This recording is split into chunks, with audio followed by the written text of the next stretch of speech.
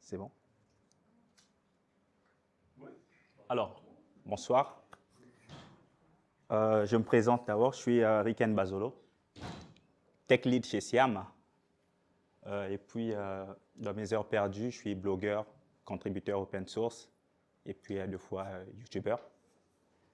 Et juste là, il y a autourducode.net, c'est mon blog officiel où je partage un peu mes compétences, mes connaissances, et puis il y a quelques articles sur des blogs techniques autour de Java en général.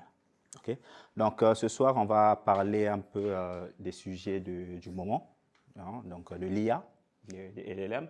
On va voir comment est-ce qu'on peut utiliser cette puissance-là au niveau des applications Java, spécifiquement des applications Spring Boot.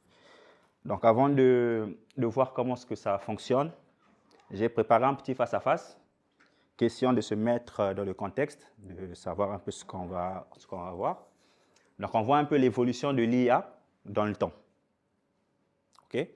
Donc, au commencement, il y avait l'intelligence artificielle. Donc, voilà, on a l'informatique, les informations pour résoudre les problèmes. Donc, on avait les applications de type les chatbots, les assistantes virtuelles et tout ça. Et au fur et à mesure que le temps passe, on a vu la naissance du machine learning, qui est sous-catégorie de l'intelligence artificielle. Et là, par contre, le machine learning arrive et dit, bon, voilà, moi, je fais de l'apprentissage automatique. Et là, on avait d'autres applications autour du machine learning, par exemple les détecteurs de fraude et tout ça.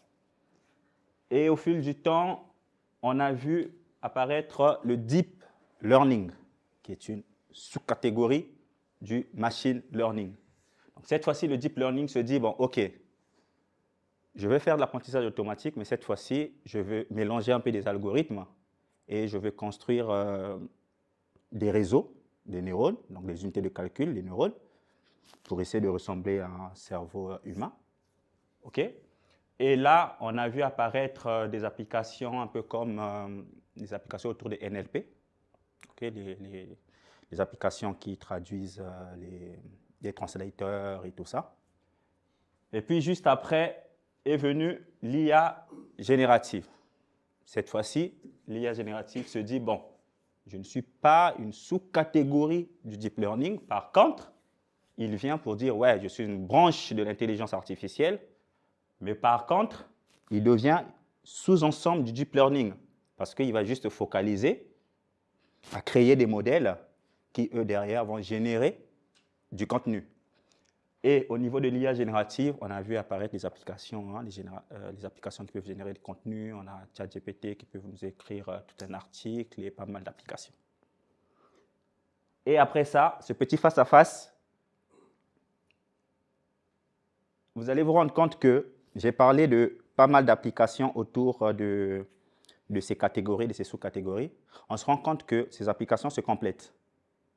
Okay, donc, ces différentes technologies se complètent pour améliorer ces différentes applications. Donc, on a de l'assistant virtuel et les chatbots au niveau de l'IA, dans le sens large.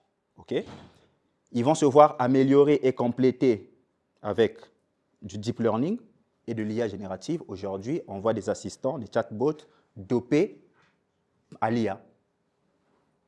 OK? Et après tout ça, après l'IA générative, tout à l'heure c'était au niveau de l'IA générative, on arrive au niveau des LLM, qui est maintenant une application spécifique à l'IA générative. Donc c'est ce qui va nous intéresser. On ne va pas utiliser Spring AI pour faire des applications du machine learning ou du deep learning. Non.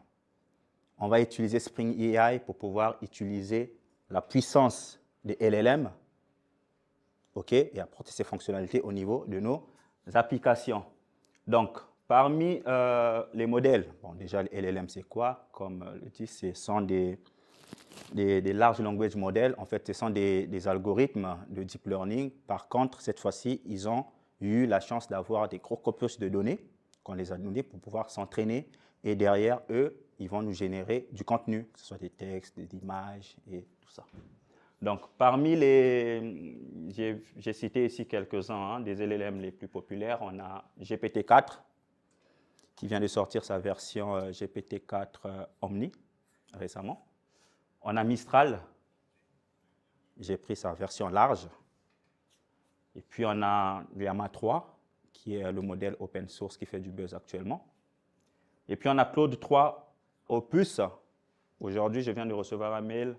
On m'informe que Claude est maintenant disponible en France. C'est intéressant. Voilà. Donc, voilà un peu les modèles, quelques-uns, les plus populaires que j'ai eu à citer. Et après ça, on a vu comment développer les applications autour des différentes catégories de l'IA, l'IA générative, deep learning et machine learning. Et cette fois-ci, on va voir comment est-ce qu'on va développer des applications autour des LLM.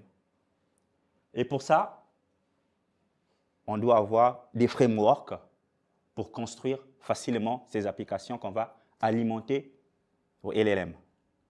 Donc, parmi ces frameworks, bon, voilà, dans l'écosystème, on a LangChain pour les développeurs Python, on a Llama Index qui est un peu plus considéré comme un framework data. OK, je vais vous expliquer ça tout à l'heure. On a LangChain 4G, on a Spring AI, l'objet de ce soir. OK. Alors, c'est quoi Spring AI? J'ai mis en description « Intégrer les fonctionnalités d'intelligence artificielle sans complexité inutile ». Tous ici, on sait que Spring a la vocation de pouvoir faciliter le développement au niveau de l'écosystème de Java. Donc, cette même facilité-là, il a apporté au niveau du domaine de l'IA. Donc, avec Spring AI, c'est quoi le but? En fait, Spring AI veut apporter le concept de l'écosystème de Spring. Donc, quand on voit le concept de l'écosystème de Spring, on a la portabilité, on a la cohérence entre les différents modules, donc Spring Cloud, Spring Data, Spring Security, et Spring AI, c'est le nouveau-né, qui va venir compléter ce parking des modules. Sans oublier, ce n'est pas une publicité, il est là aussi pour ne pas que ces applications d'IA soient seulement pour les développeurs Python et JavaScript. Il faut aussi que les développeurs Java trouvent des outils pour pouvoir développer ces applications. Maintenant, on va voir pourquoi, quelle était la motivation de Spring AI derrière ce projet-là. Parce que quand on parle de l'intelligence artificielle, il y a des concepts. Et ces concepts, il faut les respecter. Donc, quand on met en place un outil comme Spring AI, il faut respecter ces concepts-là.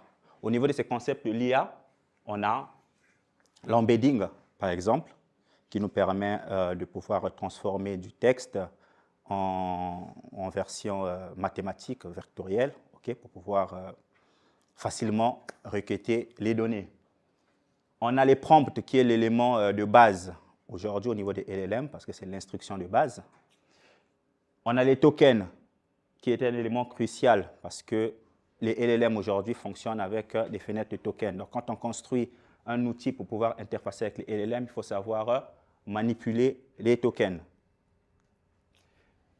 On a toutes ces fonctionnalités comme le function calling qui permet pour les LLM qui le supportent de pouvoir donner la possibilité aux développeurs ou à l'application de pouvoir aller chercher des connaissances à l'extérieur et ramener au niveau du modèle. On a l'évaluation des réponses. Là, par contre, on a ce qu'on appelle le prompt template. Donc, comment on fait que le prompt, c'est comment est-ce qu'on formate notre question pour pouvoir l'envoyer au niveau du LLM. Là, on parle de l'inférence parce que si la question est mal formatée, si le prompt est mal formaté, les tokens sont mal calculés, ça peut impacter sur la réponse du modèle. Donc, dans tout ça, le framework doit fournir des outils pour faciliter la construction des templates, des prompts aux développeurs. OK? Après, comme tout framework, Spring AI fournit ce qu'on appelle par des API. Okay? Ces API permettent aux développeurs de pouvoir interfacer avec les modèles de données. Donc, parmi ces API, on a l'API de chat completion, qui nous permet de faire du chat, avec le modèle. On envoie les instructions et en retour, on reçoit une réponse. On a l'embedding. Le framework nous permet de pouvoir envoyer notre texte au niveau du modèle et le modèle nous renvoie le caractère mathématique de ce texte pour pouvoir le stocker dans une base de données vectorielle. On a les API de transcription, on a des API pour générer des images, par exemple avec le modèle Daily de GPT. On a les API pour pouvoir interfacer avec les bases de données vectorielles.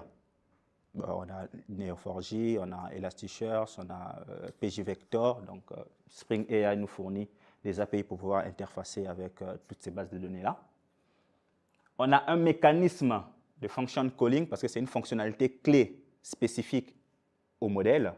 Donc, Spring AI nous fournit une couche d'abstraction assez claire qui utilise les fonctions de Java et les bins de Spring pour pouvoir manipuler simplement cette fonctionnalité de function calling.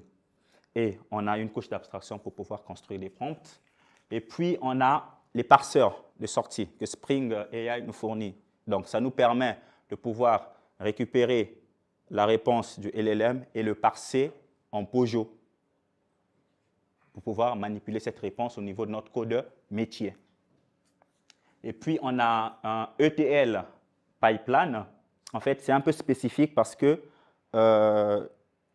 lorsque l'IA générative est arrivée, on commençait à construire les modèles, on s'est rendu compte que les modèles avaient, les données qu'on utilisait pour entraîner les modèles étaient assez périmées. Quand on parle de périmé, c'était dépassé par rapport au temps. Et souvent, on a besoin d'une fraîcheur en termes de data ou soit des données privées pour pouvoir interagir. Et ça, il y a plusieurs manières de pouvoir résoudre ce problème et souvent, ça coûte très cher. Il faut prendre un modèle, le fine-tuner, le réentraîner avec ces données, surtout quand on est une petite start-up ou une entreprise qui veut juste interagir avec ces données. C'est très coûteux. Donc, du coup, on a vu apparaître des architectures qu'on appelle par des RAG, donc Retrieve, Augmented Generation, qui facilite un peu, qui vient résoudre le problème. Donc, pour ça, on aura un corpus de données privées qu'on va stocker dans notre infrastructure, et on va récupérer ces données pour pouvoir augmenter le contexte qu'on va envoyer au niveau du modèle. Une fois que le modèle reçoit ce contexte qui est privé, il va pouvoir répondre à base de ces données à jour. Ça dépend du besoin. Et pour faire cela, on a besoin de charger les données, d'extraire, de les manipuler et de gérer les tokens. Parce qu'on ne peut pas envoyer tout un livre de 500 pages, je ne sais pas avec combien de mots, au niveau du modèle, on casse sa fenêtre. Il ne pourra pas. Donc, avant de passer à la démo, on va un peu voir les fonctionnalités de Spring AI. Actuellement, Spring AI supporte les principaux fournisseurs des modèles, tels que OpenAI, Azure qui fournit OpenAI sur sa plateforme, Azure qui fournit Mistral sur sa plateforme, il supporte Mistral, il supporte les modèles de Google, Gemini Pro et autres. On a Hugging Face et Mistral et aussi Claude, comment est-ce qu'on appelle l'IA derrière Claude, c'est quoi Opus 3, voilà. Bon, il était à 2, il est passé à 3 et tous les modèles qu'on peut faire tourner en local comme les Ollama et autres. Et bien sûr, ici on peut remarquer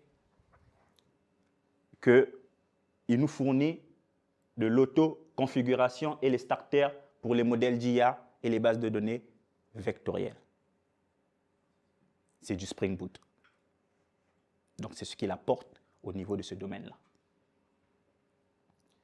Donc, voilà, je vais switcher vers mon IDE pour montrer comment est-ce qu'on démarre avec Spring AI. Juste un instant. Voilà.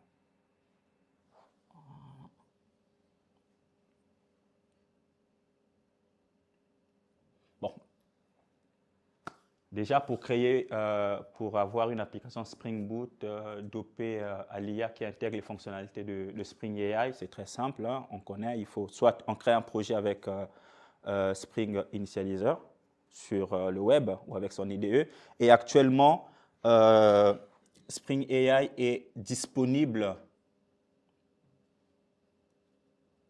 Il est disponible déjà soit en mode CLI, quand on veut créer un projet, ou en utilisant Spring Initializer. On a Spring AI, les composants de Spring AI qui sont disponibles. Donc, je vais vous montrer mon fichier POM. Voilà.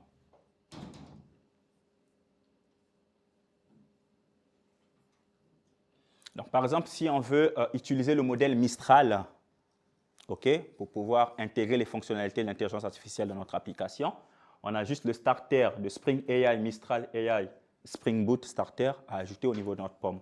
Mais avant ça, comme actuellement Spring AI est en développement, donc la première release n'est pas encore sortie, donc il y a les milestones et les snapshots.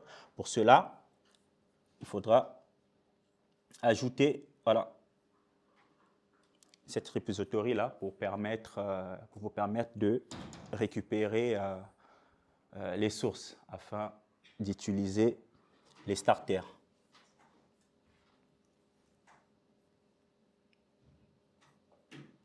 Donc voilà, comme je disais, si on veut utiliser le modèle Mistral pour interagir avec ce modèle, on a juste le starter de Mistral. OpenAI, on a juste le starter de OpenAI et on a autant de starters. Actuellement, je pense que Spring AI supporte la quasi-totalité des modèles actuels.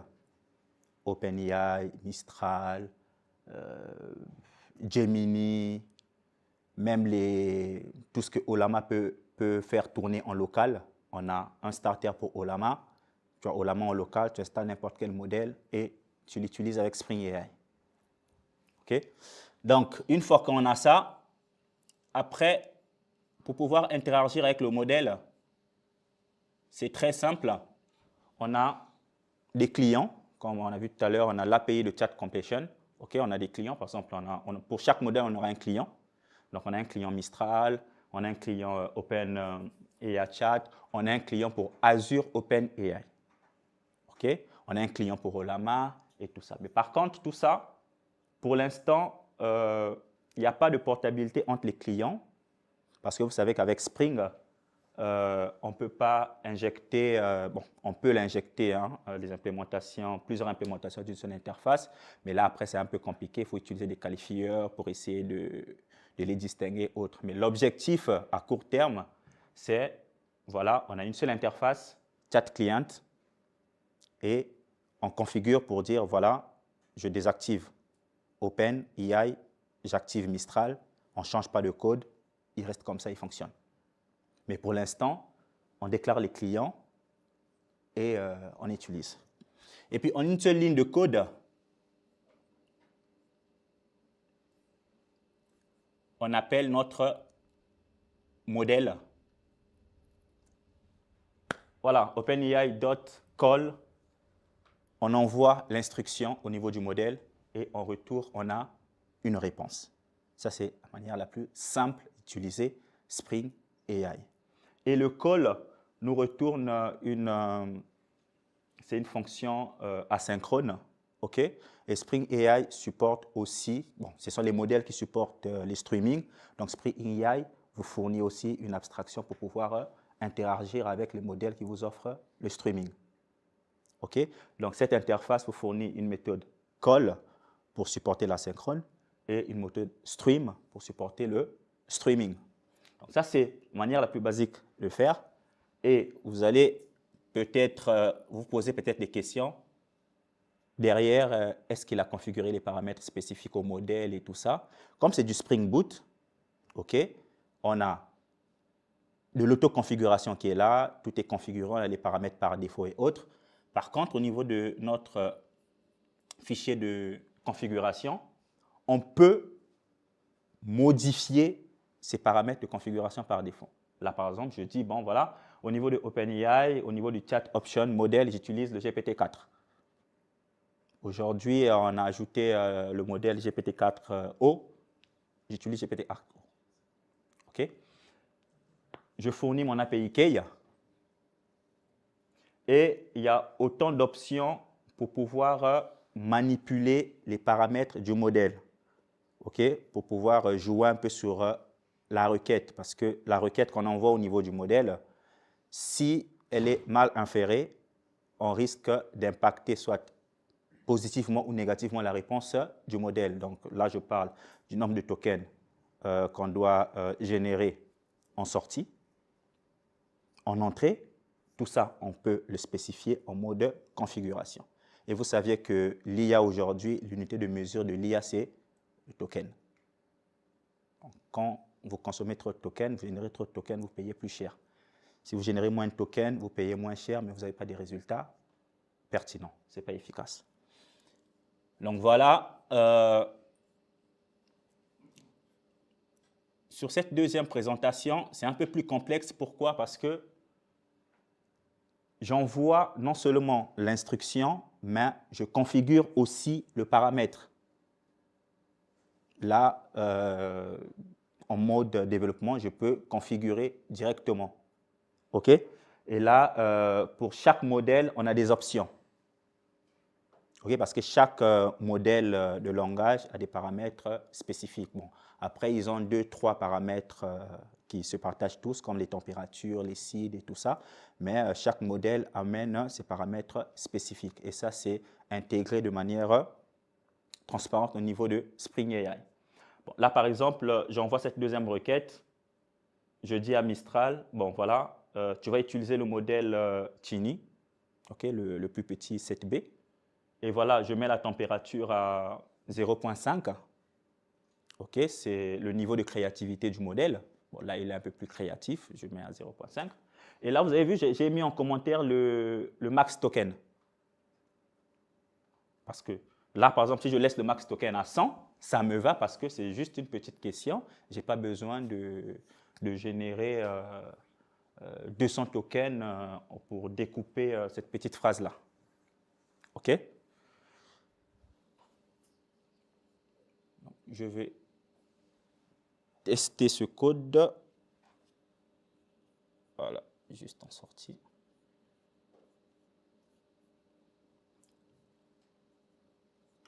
Voilà, donc la première réponse est là. Donc, je l'ai demandé, je pense, de me citer 5 noms des pirates célèbres. Et il m'a retourné les 5 noms. Il y a Barbe Noire, William Kidd et tout ça. Et il m'a cité les 5 célèbres. Et puis, la deuxième question, bon, c'était comme ça, je lui ai demandé de me décrire un peu les tâches d'un senior développeur. Et là, il m'a retourné. Il me dit, voilà. Et là, je vais faire un petit test. Vous allez voir que je n'ai pas fixé le max de tokens qu'il doit me retourner en sortie. Et là, il se lâche. Par défaut, il me renvoie ces 2000 tokens, par défaut. Donc là, il se lâche. Et là, je vais lui dire non.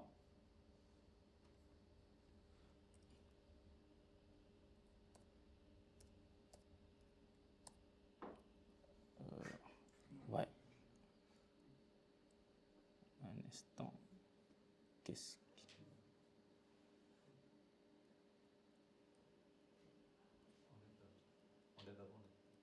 Laquelle? Ça? Ouais, c'est bon. OK, voilà. Ouais. Là, je lui demande, je mets le max token à 100. Vous allez remarquer qu'il va me générer juste, je pense qu'il va me générer juste un point, un seul point. Le reste, il va dire non, voilà, je limite le nombre de tokens. Et là, ça me coûte moins cher, mais je n'ai pas plus d'informations sur ma réponse. Et là, vous voyez, la réponse est très courte. Après, ça dépend voilà, des applications. Ouais. Là, je consomme moins. C'est une question très simple. Je limite le max token. Et voilà, tout le monde est content. Donc, voilà un peu de manière brève comment est-ce qu'on peut démarrer avec Spring AI. C'est très simple. On a des starters. Si on a besoin d'utiliser un modèle X ou Y, il y a des starters qui existent pour ça. Et puis, il y a une documentation qui est assez claire, qui vous montre comment intégrer Spring AI.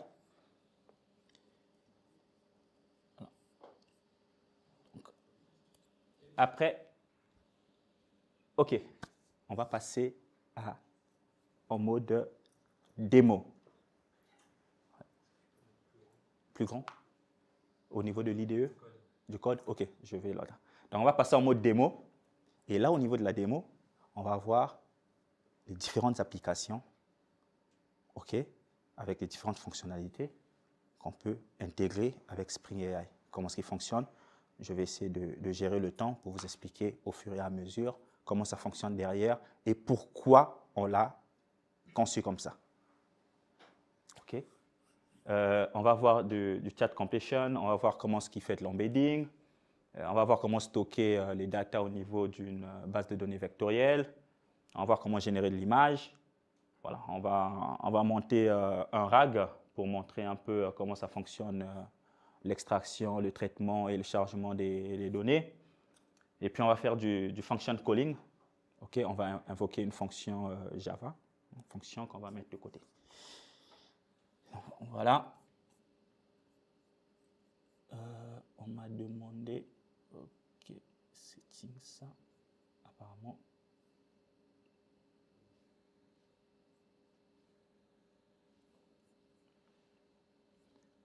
C'est mieux là? OK. Donc, pour commencer, voilà, j'ai mes petites branches ici. On va passer sur la branche, là, il me dit quoi?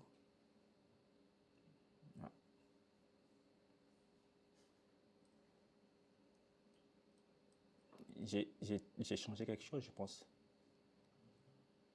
Ah ouais. Un instant.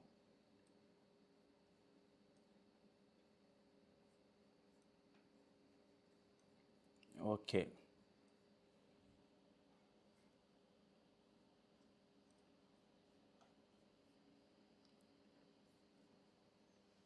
Voilà. Donc là, on va faire du chat completion. Donc, on va mettre en place une application où on va envoyer des requêtes au niveau du LLM. Donc là, j'ai utilisé ILA. ILA, c'est un framework Java qui nous permet de construire des front-ends. Okay. C'est assez cool. J'aime bien l'utiliser pour mes démos. Donc, comme c'est du TypeScript derrière, ça prend un peu de temps au premier démarrage. Donc, je vais juste lancer l'application pendant que ça démarre. Et on va regarder comment ça fonctionne. Bon, on ne va pas voir la partie front-end, on va juste rester au niveau du code. Donc, on a configuré notre modèle ici. Pour cette partie chat completion, je vais juste utiliser le modèle Mistral. Donc, j'ai mon API key. Cette fois-ci, je vais passer en mode large parce que j'ai besoin des réponses assez pertinentes et tout ça. Et la température, je le mets à 7 parce que j'ai besoin de la créativité. OK. Et après,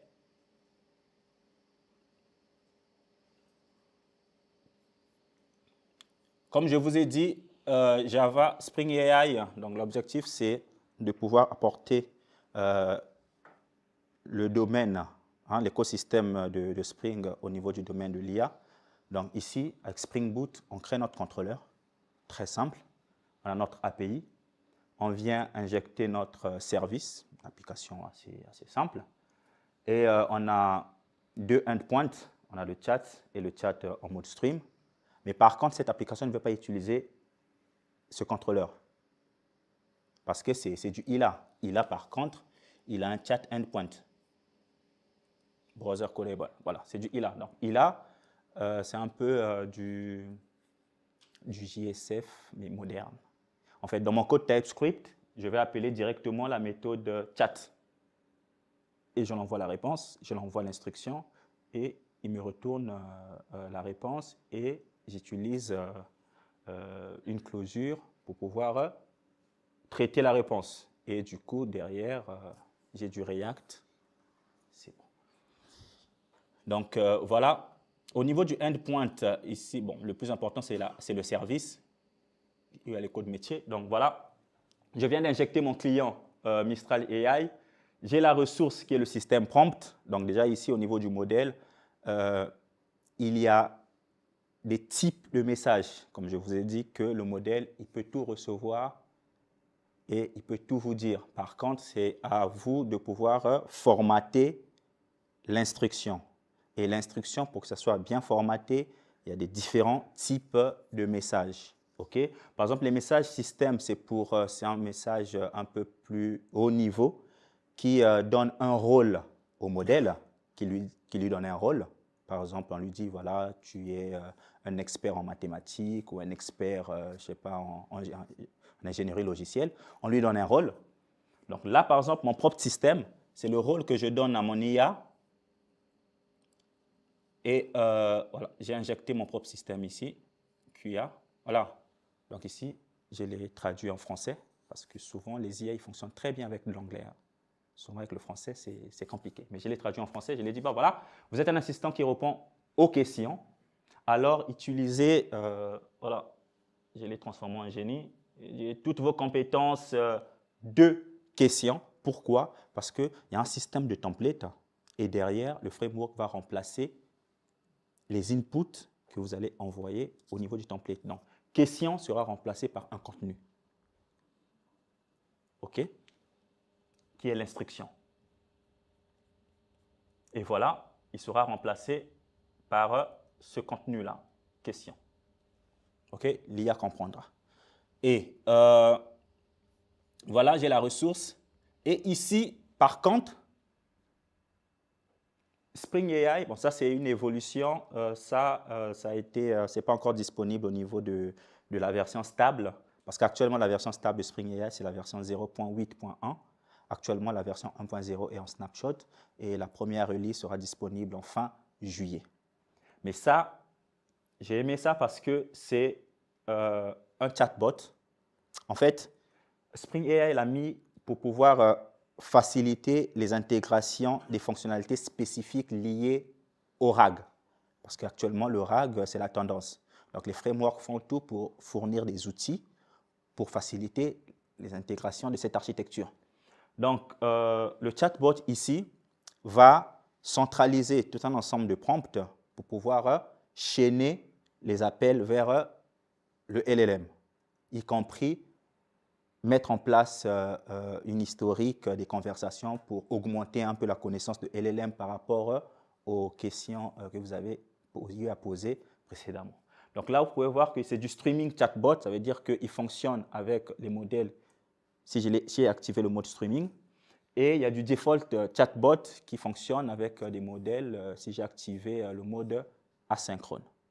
Donc là, je vous ai mis les deux pour voir, je vais appeler le modèle rien qu'avec chat client. Et de l'autre côté, je vais appeler le modèle avec chatbot. Vous allez remarquer qu'avec le chatbot, par contre, je l'ai configuré.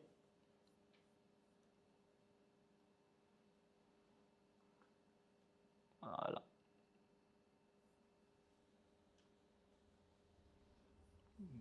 Un instant, démon. Voilà. J'ai configuré, voilà. J'ai configuré mon chatbot en streaming. C'est très simple. Je lui ai dit, voilà, avant de faire l'appel au modèle, OK, vérifie, donc va chercher dans ta mémoire si tu as des informations. Et s'il trouve des informations, il les récupère. Tout ça, c'est du prompt engineering. Il y a un prompt derrière, par défaut fourni par Spring. Et comme c'est portable, vous pouvez fournir un prompt comme vous le sentez, pour pouvoir récupérer les informations de la mémoire et puis l'injecter au niveau d'un contexte bien spécifique. Et là, par contre, bon, là, vous voyez, il y a With Document Processor, c'est un problème de nommage. Souvent, bon, logiquement, c'est content. Ouais, logiquement, c'est with content.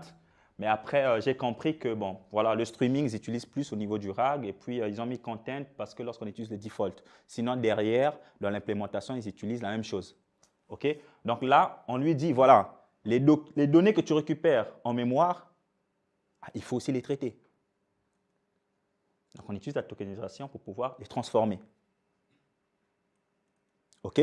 Donc, la transformation implique, voilà, On utilise la librairie qui s'appelle DTalkKit. C'est une librairie du Deep Learning de Java. On l'utilise beaucoup pour ceux qui connaissent Deep Learning 4J. Okay? Utilise beaucoup la librairie TikTokKit, qui est l'équivalent de la librairie TikToken de Python. Okay? Donc, derrière, il va estimer un peu le nombre de tokens, okay, pour ne pas exploser la fenêtre du modèle. Il va un peu calculer. Bon, moi, j'ai fixé, je lui ai dit, voilà, pour les réponses, ce n'est pas la peine. Max token, 1000. OK? Et puis après, derrière, je lui dis, voilà, il y a en principe d'augmenter, parce qu'il faut augmenter le contexte de base par rapport à l'historique.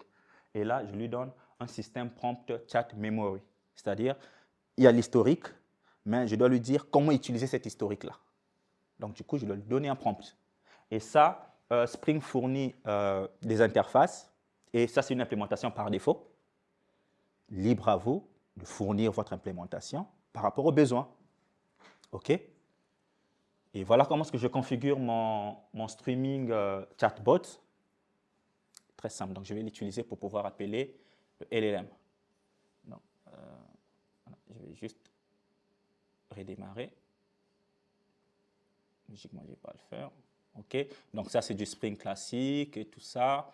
Et au niveau de chat asynchrone, j'appelle juste chat client, qui est une implémentation de Mistral pour faire la requête et je récupère la réponse. Et au niveau de la partie streaming, j'appelle mon chatbot parce que là, le chatbot va se rappeler de l'historique. Par contre, le premier ne sait rien de l'historique. Et je tiens à souligner ici que le framework fournit la possibilité, donc dans la réponse, parce que le LLM, il vous renvoie tout. La réponse, les informations utilisées lors de la génération de cette réponse, donc le nombre de tokens, l'algorithme utilisé, il vous renvoie tout. Et le framework, il capture tout ça et vous pouvez l'utiliser pour monter des dashboards, calculer tout ça. Voilà. Donc, là, je vais revenir sur ILA. Juste un instant. OK.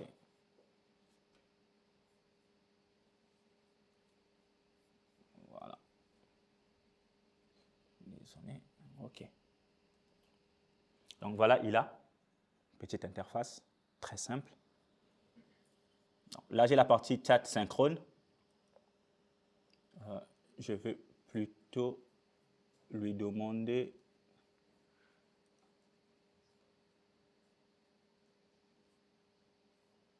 je vais dire hello. Bonsoir. Voilà. Là, il est en mode asynchrone. OK? Pas de mémoire. J'appelle le modèle, il me répond. Là, je lui dis, par exemple, voilà.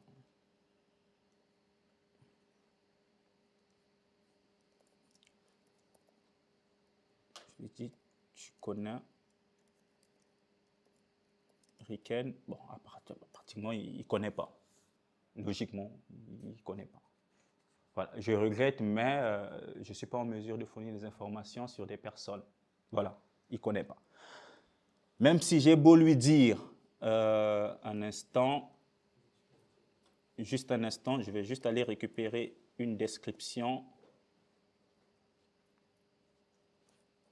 J'espère plus grand.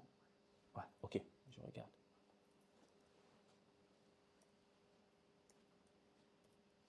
J'essaie d'aller lui donner un peu plus d'informations. Juste un instant. Je vais juste copier une description. Parce que s'il faut que je puisse l'écrire, c'est un peu long.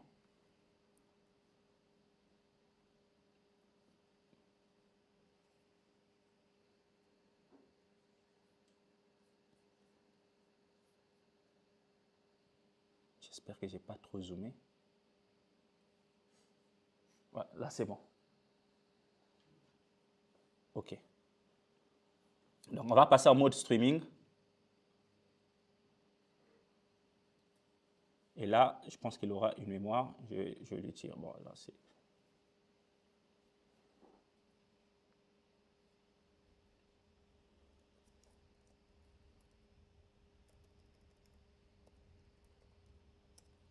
c'est un peu ce qu'on aime voir, le streaming. Voilà. Donc ça, c'est un mode streaming. OK, je dis bonsoir. Je lui repose la même question. Tu connais Riken? Et là, il est d'accord, il ne me connaît pas.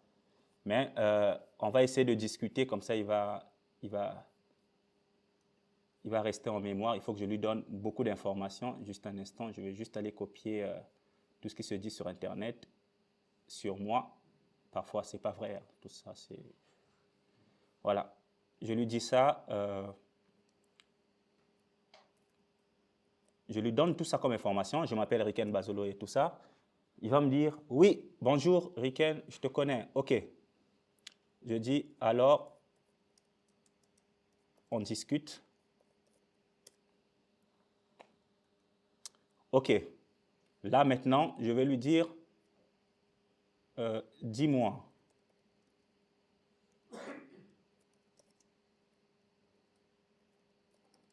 C'est qui Riken?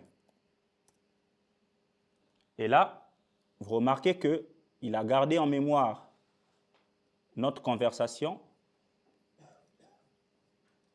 Il a gardé en mémoire notre conversation et il vient dire, voilà, Riken, il fait ça, il fait ça, il fait ça, il fait ça. Donc, c'est juste pour voir la possibilité du chatbot. Là, je l'ai mis en streaming, on peut aussi le mettre en mode défaut. Donc, il a gardé en mémoire tout ce que je l'ai dit en termes de conversation.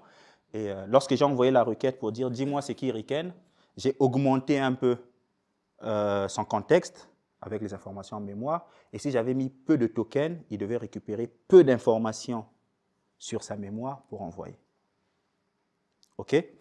Donc, voilà un peu ce que j'avais à présenter pour cette partie chat. Et après, on va, bon, ça c'est le plus simple, on va passer vite fait sur la génération d'images.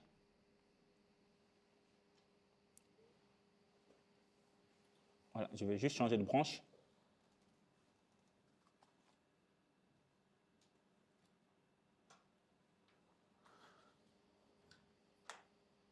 Voilà, je vais juste changer de branche. Donc, la génération d'images, c'est vraiment très simple. Par contre, ce n'est pas tous les modèles qui supportent la génération d'images. OK? Il y a Stability qui est intégré, qui est supporté par Spring AI.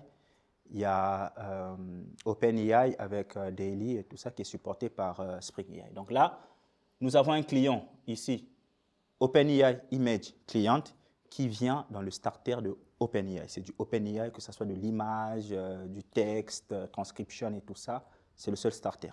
Et on a des clients.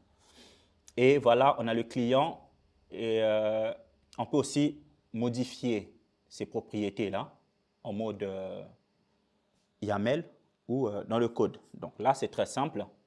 On a une seule requête, on envoie un prompt, donc le message, on dit génère-moi un chien ingénieur mathématicien.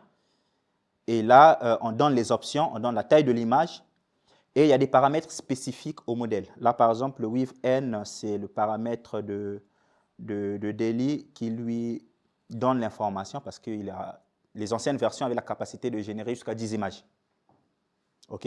Pour réduire un peu les coûts et tout ça, Daily, c'est une seule image par requête. Donc, du coup, on n'est pas fermé, on peut utiliser les anciennes versions. Donc, tu as la possibilité de dire combien d'images tu veux en retour. Si tu utilises du Daily 3 et tu dis 5 images, déjà le modèle derrière, il ne pourra pas te donner ce que tu veux. Tu auras un bug, mais une exception bien gérée derrière et tu as un joli message. OK? Donc là, ouais, je pense qu'il a, ouais, bah, je vais juste le recharger. Bah, il est assez intelligent. Il a reload. Bah, je vais dire un chien full stack. Et là, par contre, il nous renvoie une URL qui contient l'image. OK? Là, par contre, j'ai pas eu le... Là, apparemment, il y a Ila qui n'a pas tout chargé. Je vais juste le redémarrer.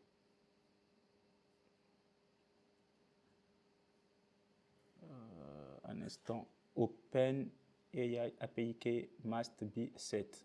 OK. c'est pas grave. Apparemment, j'ai dû changer les configurations en termes de nom. Ouais, comme j'utilise OpenAI, je dois utiliser OpenAI. Donc, c'est pas grave. Je vais venir ajouter ici OpenAI. Je lui donne la clé. OK. Et merci, Copilot. Il sait ce que je veux. Donc, apparemment, c'est comme ça que je le nomme. Si je ne me trompe pas, c'est comme ça. Ouais. Je vais juste le redémarrer. Bah, sinon, je ne pourrais pas me rappeler. Merci à Copilot. Il sait que je le nomme comme ça. Donc, ouais, je vais juste redémarrer. Apparemment, il me dit quoi? Là, j'ai pris la version Azure. Ah, OK. Merci. Ce n'est pas la version Azure, c'est la version Open. Voilà.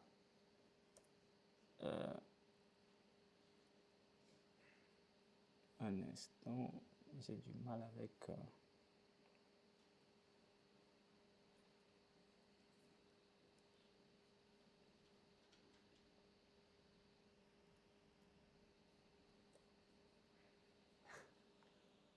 Voilà. Là, c'est la version Open. On est bien sûr AI, OpenAI, API Key. Voilà. Malheureusement, avec Azure, par contre, on a besoin du endpoint d'Azure et de la clé. Voilà. Donc, c'est le seul qui est un peu différent par rapport aux autres. On a besoin du endpoint et de la clé. Bon.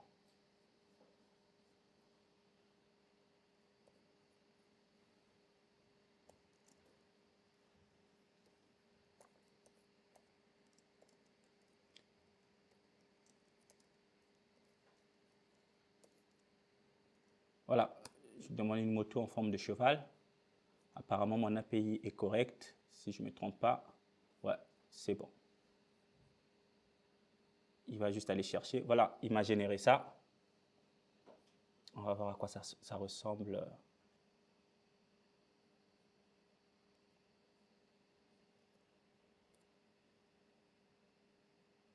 Voilà. Moto en forme de cheval.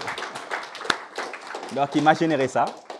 Et je vous rappelle, c'est parce que je n'ai pas finalisé. On peut prendre cette image et puis utiliser les modèles qui supportent, qui sont multimodales pour dire, par exemple, tu vois cette image, est-ce que tu peux me dire à quoi ça ressemble? OK, les modèles voilà, multimodal. On a Gemini Pro qui est multimodal. On a GPT qui est aussi multimodal. Et Spring AI supporte ces fonctionnalités-là. Donc ça, c'est pour la génération d'images. Et on va switcher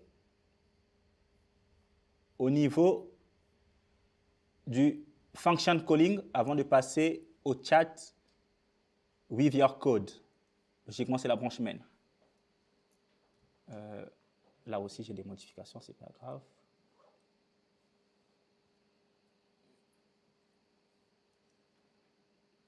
OK, je vais juste vérifier qu'il m'a...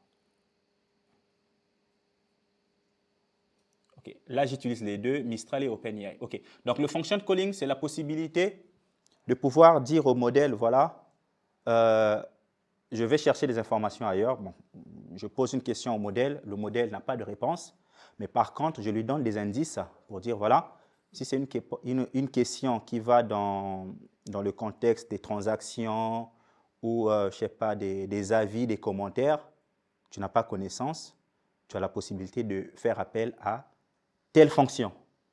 Donc, tu as la possibilité de faire appel à mon code métier. En fait, ce n'est pas le modèle qui appelle le code métier, mais c'est le développeur qui appelle le code métier. Donc, le modèle derrière, il te dit, OK, tu m'as posé une question, mais vu que tu m'as demandé d'utiliser plusieurs fonctions, par rapport à cette question, je trouve que j'aurai la réponse en appelant la fonction qui me retourne la liste des transactions. OK? Et ça, c'est une couche qui est cachée derrière. Voilà. Donc, pour ça, c'est très simple avec Spring AI. On vient juste configurer notre function calling. Bon, là, par exemple, vous pouvez mettre du Spring Data derrière. Il va aller faire des requêtes vers les bases de données et tout ça, injecter les repositories. Mais là, j'ai fait un truc assez simple. Voilà. j'ai pris un dataset des transactions. Donc, j'ai une transaction qui est représentée par son ID et puis son statut. OK? Donc, du coup, j'ai une fonction, OK, qui sont dans le jargon de l'IA, ils sont appelés par des tools. On les appelle des tools dans le jargon de l'IA. Donc, ce sont des fonctions. OK? Donc là, par exemple, cette fonction-là, je lui ai dit, par exemple, tu récupères les statuts des paiements. OK, les statuts de la transaction des paiements. Donc ça, la description, ça va être envoyé au niveau du modèle. Comme ça, dès qu'il y a une question qui est autour de ça, il peut venir appeler cette fonction. Il y a aussi des mécanismes de vérification de pertinence de données. Je pense que je l'ai intégré juste à la fin, on va voir, qui donne la possibilité de récupérer la réponse, de vérifier si la réponse est dans le contexte qu'on vient d'envoyer au modèle, parce que souvent il y a des hallucinations. Si ce n'est pas le cas, si on a utilisé Mistral, on peut changer de modèle pour dire, OK, je demande à GPT de me retourner une réponse pour voir s'il fait mieux. OK? En fait, il y a des mécanismes comme ça. Donc, voilà comment est-ce qu'on configure une fonction avec Spring AI. Donc, déjà, c'est une classe function calling, je l'ai appelée comme ça. Et puis, c'est une classe de configuration parce que derrière, on a des bins, OK, que Spring puisse les enregistrer. Là, on a notre bin. Et le plus important ici, c'est la description et le nom de la fonction. Pourquoi? Parce que au niveau de la configuration ici, je peux dire à Mistral, voilà, tu vas utiliser cette fonction. Donc, je peux chaîner des fonctions. Vous voyez un peu dans la vraie vie, dans une vraie application, qu'est-ce qu'on peut faire avec? OK? Et là, par contre, je l'ai baissé un peu de température parce que je n'ai pas besoin qu'il soit créatif, parce que je l'oriente vers mon code métier, donc pas besoin de... Voilà. Donc, du coup, au niveau de l'implémentation, ben voilà, c'est simple, je n'ai rien à faire. J'ai juste déclaré ma fonction, j'ai juste dit à Mistral, tu utilises cette fonction, et c'est le même code que je vais utiliser pour envoyer les requêtes. Par contre, au niveau du runtime, on peut aussi le configurer. OK? Injecter, mettre des réponses, des fonctions comme on veut. Donc, je vais démarrer. Là, par contre, je vais lui demander de me retourner les statuts des transactions. Et je voulais juste ajouter qu'avec des fonctions, il y a des modèles qui supportent les multi-calling functions. Donc, il peut appeler plusieurs fonctions au même moment. Et il y a des modèles qui ne supportent pas. Donc, actuellement, OpenAI supporte le multi-calling function.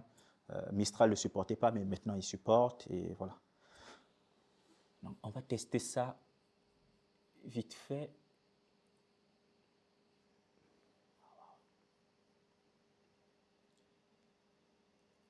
Je vais dire, donne-moi le statut de la transaction 001 et 003.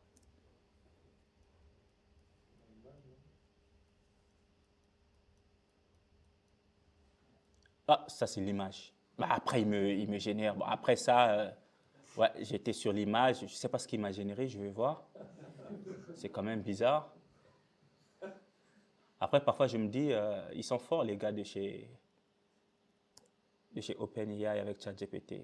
Ah ouais, ça va. Donc,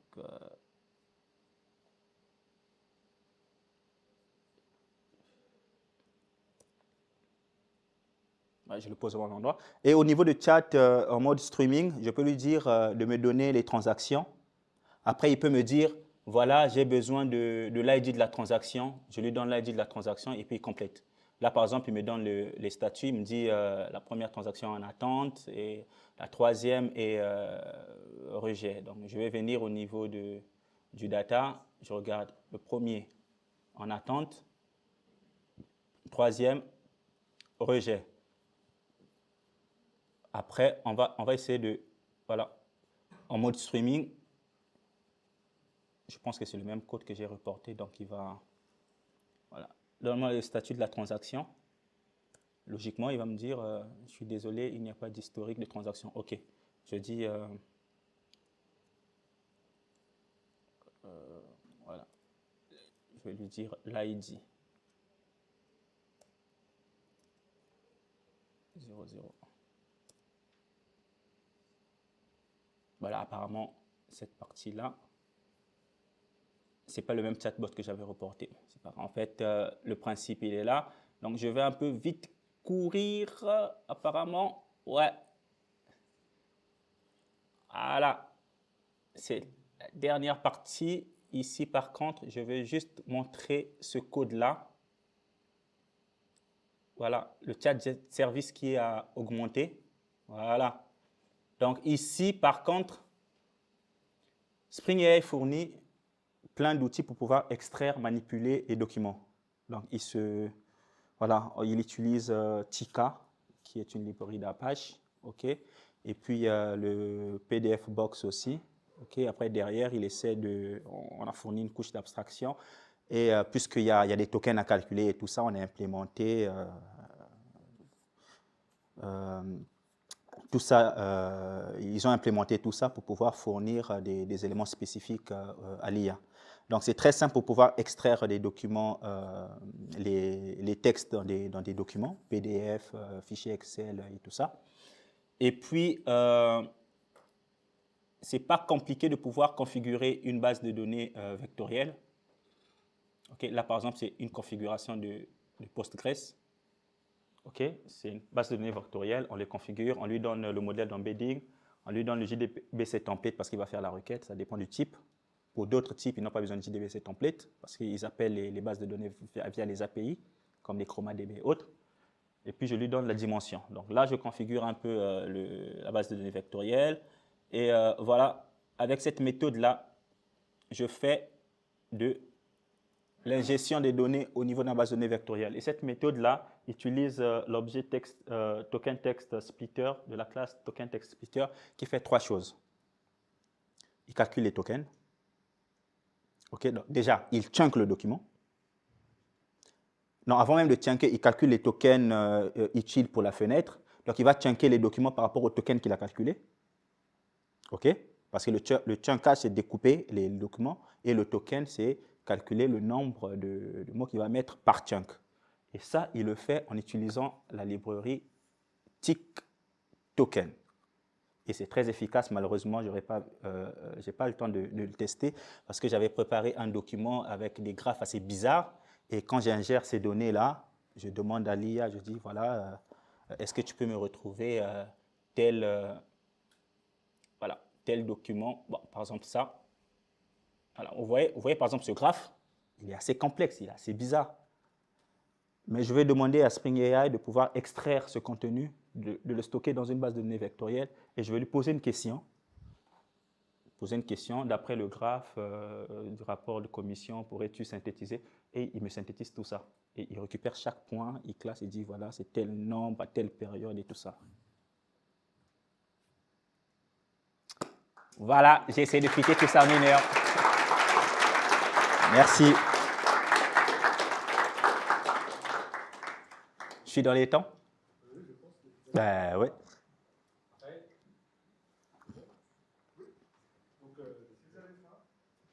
Voilà, genre pour poser des questions. Ouais, on peut poser des questions pendant qu'on...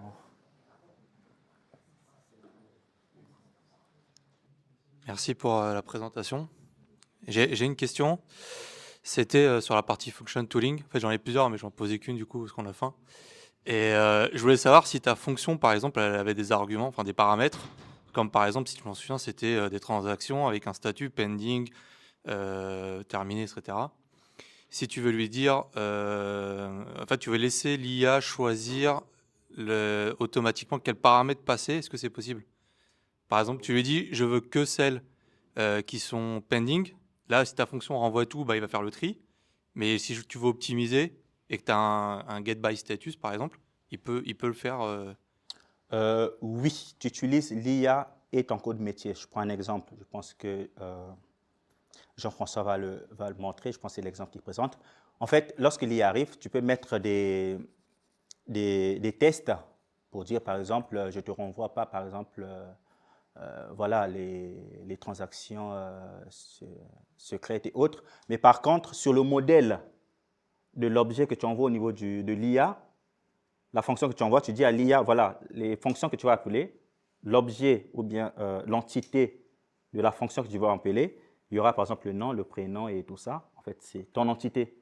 Et avec Jackson, tu peux dire, voilà, lorsque j'envoie les données à l'IA, l'IA ne doit pas connaître qu'il y a, par exemple, je prends un exemple simple, je retire le nom, je retire le prénom. Donc l'IA va par exemple dire, bon, OK, moi pour te donner plus d'informations, j'ai besoin du nom. Et automatiquement, c'est l'IA. Toi, tu prévois juste des méthodes, des fonctions. Une fonction qui prend le nom, une fonction qui prend le nom et le prénom, une fonction qui prend tel paramètre par rapport aux besoins métiers que tu as. Et c'est l'IA qui décide, par exemple, par rapport à la question qu'on a posée et aux réponses, aux éléments qu'il a demandés, il appelle telle ou telle fonction. Ok, donc s'il demande que celle au statut pending, il va passer Si, pending en paramètre. s'il demande, par exemple, que pending, lui, il va juste retourner pending. Du coup, si on met un point d'arrêt, un breakpoint, il y aura pending en paramètre qui sera passé. Oui, Si oui, tu as un oui, enum, le par modèle, exemple. oui, puisque après, en fait, il y a deux appels. Je l'appelle pour la première fois, il me retourne un payload JSON pour dire j'ai besoin d'appeler telle fonction avec tel paramètre. OK? Et automatiquement, il appelle la fonction. Donc, il appelle la fonction. Quand il appelle la fonction, c'est la méthode qui est de la fonction qu'il appelle. Et la réponse qui est retournée, si tu ne le filtres pas, il renvoie tout au niveau du modèle. Et le modèle traite cette réponse par rapport à la question qui a été posée. Si la question a été posée pour dire juste les pending et qu'il a reçu les pending et les rejects, il va juste prendre les pending. L'idée, c'était d'optimiser pour que. Ouais, on peut optimiser. C'est une méthode qui te récupère ce directement. Ouais, et. Surtout si tu appelles des API externes. Ouais, c'est ça. D'autres questions? Ouais, c'était plus la partie évaluation. Ouais. C'est bon, il n'y a pas d'autres questions?